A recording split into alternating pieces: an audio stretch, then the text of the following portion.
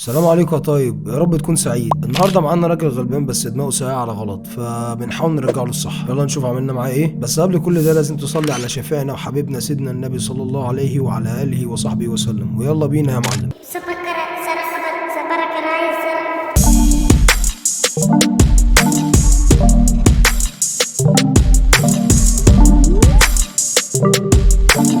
بقولك يا بنتي ما تردني، انت تتكبري علينا على ايه؟ انا عملت ايه؟ مش هكلم نفسي كتير، عايزك في موضوع مهم. انا ماسك عليك ولو حد شافه ما تروحي في ده.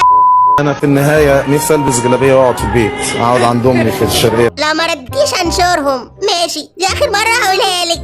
The next day. صباح السعاده، انا العربي حماده اللي كلمتك زعقتلك امبارح بالليل وقلت لك ماسك عليك ندوز. فاكراني؟ صباح انت مين يا عم وعايز ايه؟ ما تصطبحوا بقى على الصبح. انا العربي حماده، كنت حضرتك امبارح لو ما ردتيش عليا هنشر نيتزك. عاوز ايه يا دي؟ معلش امبارح كنت قلت حضرتك معلش. انت مخروش يا ابني. بقول لك ايه صباحك زي اخلع ما تبعتش تاني. يبقى لسه زعلانه مني من امبارح لما كنت بكلمك وانا عايزه حضرتك بنيتزك. أنا تحملت كمية ضغوط وما زلت أتحمل كمية ضغوط. معايا صورتك وفيديو بترقصي فيه وانت لابسه خفيف بالبتاع والبتاعه. تمام خلاص خليهم معاك. المهم ما تبعتليش تاني ولا كأنك تعرفني. انا لسه صاحيه من النوم وبحاول استوعب الدنيا، وانا صاحي من 4 ساعات عماله اتفرج على مقاطع من ساعتها. يا نهار اسود، يا نهار اسود. تتفرجي معايا؟ ابو تقل دم امك. لا شكرا. انت ندك ده ازاي طالعه بره كده؟ ده مع الناس كلها. انت بتهزر ولا بتتكلم جد؟ على ايه قصدك؟ حكايه اتكلم جد وغلاوه ابني. طب وانت عرفت انه انا اللي في الصوره اللي معاكي ازاي؟ واحد صاحبي اسمه عبد الله بعت لي على التليجرام صور وفيديوهات كتير لنفس البنت. عملت بحث بصورتها طلعت لي صورتك اللي حطها على الفيس نفس الشكل. يبقى انت. بس اللي انا حطاها دي مش صورتي. عشان يعني تاني وغلطتك مع السيبي. استنى اضرب عشان اعرف. انت اخيس واحد. انت جاي من انهي ده؟ اسمعي، تقولي لي صورتك مش صورتك. انت لو ما سمعتيش كلامي هخرب بيتك. هبعت الصور والفيديوهات اللي معايا لقرايبك واصحابك، جبتهم من اللايكات على صورك، وهخلي يومك اسود. يا رب يا رب. انت كمان جبت قرايب البنت اللي في الصور على اساس انه مش انتي؟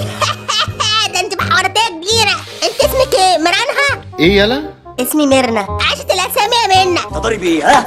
ضارب ايه؟ ضارب ايه؟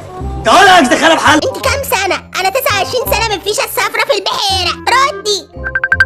يا لهوي يا لهوي. ده وقت تتصل فيه، مش عايزه اتعرف عليك. مش بكيفك يا حليوه. العربي حماده ما يتقالوش لا من حريم. ما تيجي اعمل معاكي خبور. اللي بتقوله دوت مش هينفع. احترم نفسك. انت قلت لي اسمك ايه؟ العربي حماده. اسمك في البطاقه العربي ولا حماده؟ لا اسمي محمود السيد جابر. مين ده؟ انا معرفوش. ماشي يا محمود، انت عايز ايه مني؟ عايز اعمل معاكي خبور. وانا خبور. أنا جاي عشان أقول لك كلمة واحدة. اتق الله. طيب ترضاها على اهل بيتك؟ لا بصراحه. امال ليه بتعمل كده وتكلم في بنات الناس؟ عشان انت مش اهل بيتي. خلصي خبور، مش هتحسي بحاجه. No God! No God! Please no! انا موافقه اعمل لك كل اللي انت عايزه. يا جمالك يا روقانك، انت الحب الدب. موافقه لكن بشرط. شرط ايه؟ نتكلم شويه جد وبعدها هعمل اللي انت عايزه. ليه يعني؟ ما انا بتكلم معاكي. خلينا في المهم. تعرفي ترقصي على مهرجان الدقيقه 6؟ يا لهوي! يا لهوي! انا مضطره ابلغك يا محمود. كانت فرصه لطيفه. مع السلامه. استني في ايه ولا بهزر معاكي حبيباتي؟ ماشي اتكلمي بجد، بس انت وعدتيني بالخبور. مش هقدر خلاص اتكلم معاك تاني، يا خساره. مع السلامه. عليك يا عفريت اسمه مع السلامه. قلت اتكلمي جد. وعلاوه ابراهيم يا ابني بهزر. معاك ابراهيم ربنا يخليهولك. 7 سنين. بتحبه يا محمود؟ حبيبي ده حته مني. هيما مرهومه ابو دماغين ابن يا رب. مسمي ابنك ابو دماغين؟ عنده بوليله ورا راسه طلعت عليه هيما الروسو. ابراهيم حبيب ابوه. ربنا يخليهولك وتشوفوا احسن الناس. الله يخليكي. هينا حبيبي. خلاص يا ابويا، خلاص يا ابويا.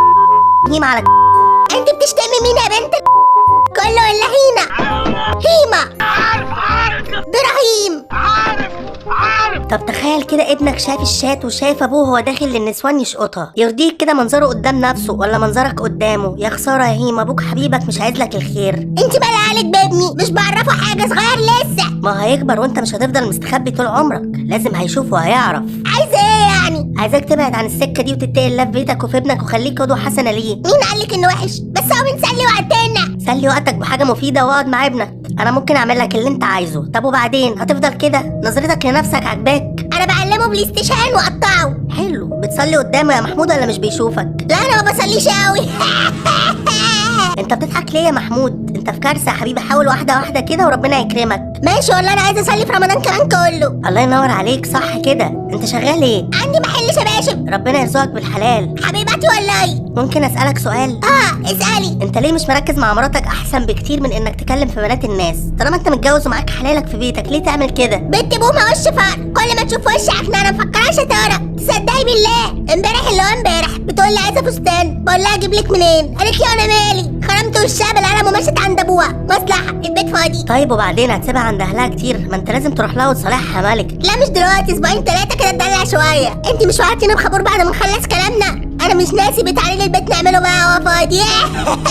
اعمل لك كل حاجه بعد ما نخلص من عينيا. طيب بص يا محمود، مش انت وعدتني انك هتصلي شهر رمضان كله؟ والله انت طلعتها في دماغي. ده العيال الصغير اللي مشغله في المحل عندي بيسالي. جدع انك بصيت لها كده، ما ينفعش يبقى اصغر منك وملتزم بصلاته وانت لا، ده حتى عيب في حقك، خصوصا انك عايز تطلع ابراهيم ابنك كويس، فاكيد هتخليه يصلي. ينفع تخليه كده وانت اصلا مش قدوه ليه وما بتعملش كده؟ صح والله. لا ما تقلقيش من الموضوع ده، هعلمه كمان وشويه بشويه ربنا يهدي الحال. ربنا يهديك. طيب بما انك هتصلي وهتلتزم شهر كامل، ما ترجع مراتك يا عم تقعد في البيت. لا وربنا لا، ما رجعش وش الفار دي تاني، ده يا ابا اعوذ بالله. انت هتحتاجها في ايه؟ انت كده كده اليوم كله في المحل بتاعك ومحافظ على صلاتك وشغلك، وهترجع تاكل في بيتك وتنام، ما تحتكش بيها كتير، خليها موجوده عادي. مش هي بتعمل لك اكل كويس؟ لا في النقطه دي الصراحه شادلها بتعمل احلى مشويات وطواجن، بس مش هتسيبني في حالي كل شويه عكنانه. رجعها بس وخليها في بيتك، وخلي التعامل بينكم على قد لحد ما ترجعوا تبقوا كويسين تاني مع بعض. اهم حاجه بس انك تعمل الصح قدامها، يعني تحافظ على شغلك كل يوم وتصلي كل يوم قدامها وقدام ابنك وتشيل مسؤوليه بيتك، اهم بكتير من الكلام مع الستات على النت. لو انت بقيت راضي عن نفسك ومبسوط بنفسك، مراتك وابنك هيحبوك ويبقوا طايرين بيك. ولا انت شايف ايه؟ انت حاسس انك راضي عن نفسك حاليا؟ لا ولا اي رضا وغلاوه ابني، الواحد حياته بايظه. اعمل زي ما قلت لك، شهر هو شهر ورمضان وبس، وبعدها لو عايز تمشيها تاني مشيها، بس اهم حاجه طول فتره الشهر دي تبقى انت كويس وتهتم باللي انت بتعمله، ما تهتمش تراضيها على قد ما تراضي نفسك وتحس انك كويس في عين نفسك. هي تلقائي هتحس بده انك بتتغير عشان البيت وعلشانها، وهتبقى تحت طوعك. ماشي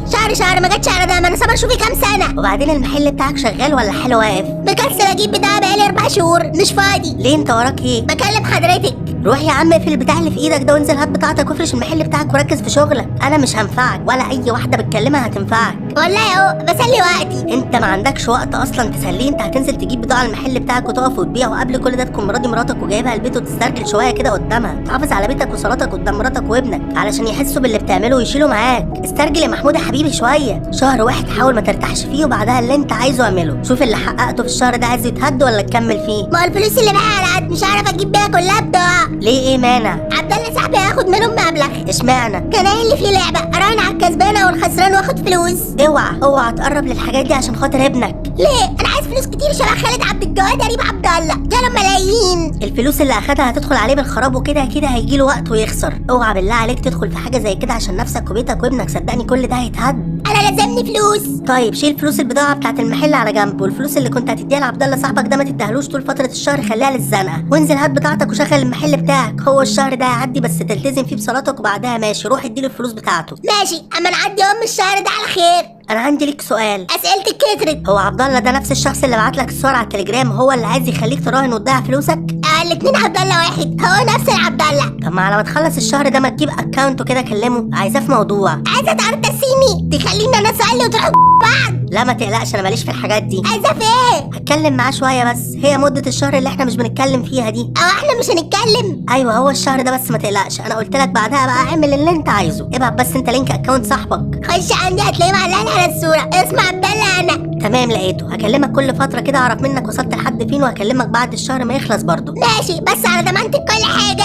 جرب، انت كده كده خسران كل حاجه. يلا ماشي. وهتعمل ايه مع عبد الله؟ سيبني انا ليه. شد حيلك انت بس ومالكش دعوه، لو نجحت ليك مني مكافاه هتعجبك. ايه هي؟ هتديلي ايه؟ مش دلوقتي، الشهر يعدي بس.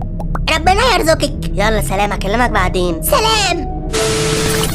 انت عبد الله؟ مين؟ قولي سلام عليكم الاول ولا اي حاجه. السلام عليكم. سلام ورحمه الله. مين انت؟ انا بودة، انا تبع شركه المراهنات اللي انت بتشتغل تبعها. مراهنات ايه؟ مش فاهم. لا انت فاهم كويس، انا جاي اقول لك ان خسرت 750 الف جنيه ولازم توفرهم في حسابك في خلال 3 ايام. ايه ده؟ انت مين؟ انا قلت اللي عندي. هتعمل نفسك مش فاهم، هتتهرب مننا، احنا شركه ايدينا طايله وهنعرف ناخد منك فلوسنا. لازم توفر 750 الف جنيه في خلال 3 ايام. وانا اكلت ايه عشان اشرف عليه مليون الا ربع؟ اذا كان انا رامي على 20 وما اخسر مليون الا. انت بتحوري. عشان تعرف اني مش بحور واني اعرف حاجات كتيره عنك. انا اخترقت التليجرام بتاعك اللي عليه كل قنوات التوقعات والمراهنات، واول ما دخلت لقيتك باعت لصاحبك محمود او العربي حماده فيديوهات وصور مش كويسه. ها كده بحور عليك؟ ايوه انت مين يعني؟ مين؟ لو كنت خسرت كنت اعرف. طول ما المبلغ كبير كده لازم يبعته مندوب، وانا المندوب ومعايا كل الصلاحيات. انا بلغتك وعملت اللي عليا. معاك 3 ايام. خلاص الغي اخر رهان واخد الفلوس تاني وشوفي مين هدفع لك.